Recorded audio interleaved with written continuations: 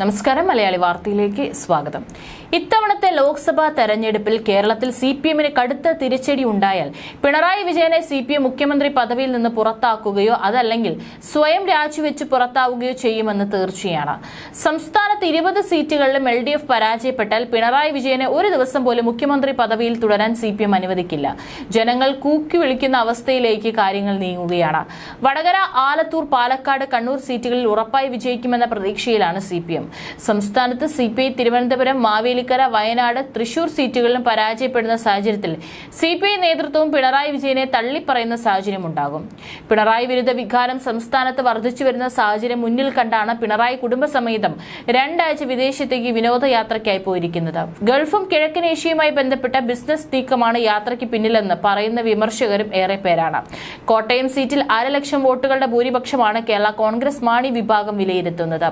പിണറായി വിരുദ്ധ വികാരം കോട്ടയം ലോക്സഭാ മണ്ഡലത്തിൽ ആഞ്ഞടിച്ചതായും 20,000 വോട്ടുകളുടെ മേൽക്കൈ മാത്രമേ LDF സ്ഥാനാർത്ഥി തോമസ് ചാഴിക്കാടിന് ലഭിക്കൂ എന്നുമാണ് മാണി വിഭാഗം വിലയിരുത്തുന്നത്.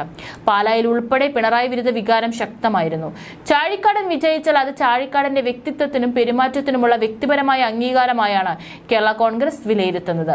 LDFന് വിജയ സാധ്യതയുള്ള സീറ്റുകളിൽ തോൽവി നേരിട്ടാൽ അത് കേരളത്തിലുടനീളം പിണറായി വിരുദ്ധ തരംഗം സംസ്ഥാനത്ത് ആഞ്ഞടിച്ചതായി CPM നേതൃത്വം വിലയിരുത്തും. അടുത്ത നിയമസഭാ തെരഞ്ഞെടുപ്പിൽ പിണറായി വിജയനെ മുന്നിൽ നിർത്തി വോട്ട് തേടിയാൽ CPM മാത്രമല്ല LDF സംസ്ഥാനത്ത് തകർന്ന് തരിപ്പണമാകുമെന്ന് തീർച്ചയാണ്.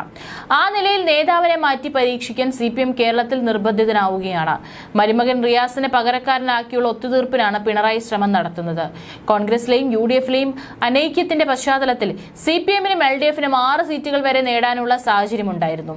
ആലപ്പുഴ, കാസർഗോഡ് ഉൾപ്പെടെ സീറ്റുകൾ CPMന് നഷ്ടമാകാൻ അടിസ്ഥാന കാരണം പിണറായി വിജയനോട് ജനങ്ങൾക്കുള്ള വ്യക്തിവിദ്വേഷമാണ്. കേരളത്തിലെ ചെറുപ്പക്കാർക്കിടയിലെ പൊതുവികാരം പൂർണ്ണമായി CPMന് എതിരായതും ഇടതുമുന്നണിക്ക് നിർണായകമായ പല സീറ്റുകളും നഷ്ടമാകാൻ ഇടയാകുമെന്ന് CPM നേതൃത്വം വിലയിരുത്തുന്നു.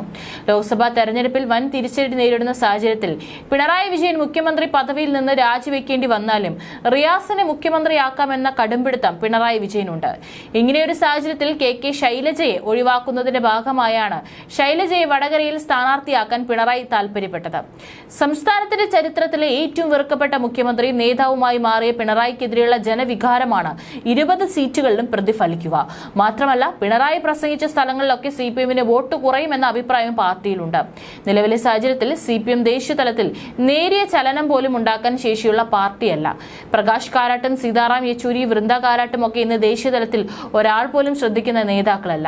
ഈ ലോക്സഭാ തെരഞ്ഞെടുപ്പിൽ ഒരു ദേശീയ മാധ്യമം പോലും കാരാട്ട്, യെച്ചൂരി നേതാക്കളുമായി ഒരു അഭിമുഖം പ്രസിദ്ധീകരിക്കാൻ പോലും താല്പര്യം കാണിച്ചില്ല.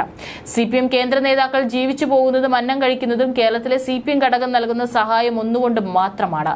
ആ നിലയിൽ പിണറായി വിജയൻ എന്ന കമ്മ്യൂണിസ്റ്റ് സ്വച്ഛാധിപതിയെ ചോദ്യം ചെയ്യാൻ കാരാട്ടിനും യെച്ചൂരിക്കും തന്റെ ഇടമില്ല. കേരളത്തിലെ CPM ഘടകത്തിനുള്ളിൽ തന്നെ പിണറായി വിരുദ്ധ വികാരം അനിവാര്യമായി വരുന്ന സാഹചര്യമാണുള്ളത്. നിലവിൽ പിണറായിക്കെതിരെ ശബ്ദിക്കാൻ CPM സെൻട്രൽ കമ്മിറ്റിയിലും സംസ്ഥാന കമ്മിറ്റിയിലും ഒരു നേതാവ് പോലും ഇല്ല എന്നതാണ് യാഥാർത്ഥ്യം. അതേസമയം പിണറായി വിജയനെ മുന്നിൽ നിർത്തി ഒരു രാഷ്ട്രീയ പരീക്ഷണം നടത്തിയാൽ അത് വില പോകില്ലെന്നാണ് പാർട്ടി അണികളുടെ ഇടയിലെ പൊതുവികാരം. അതേസമയം മരുമകൻ റിയാസിനെ മുഖ്യമന്ത്രിയാക്കാനുള്ള പിണറായിയുടെ താൽപര്യത്തെ ഇടതുമുന്നണി എങ്ങനെ നോക്കിക്കാണുമെന്നതിലും സംശയമുണ്ട്.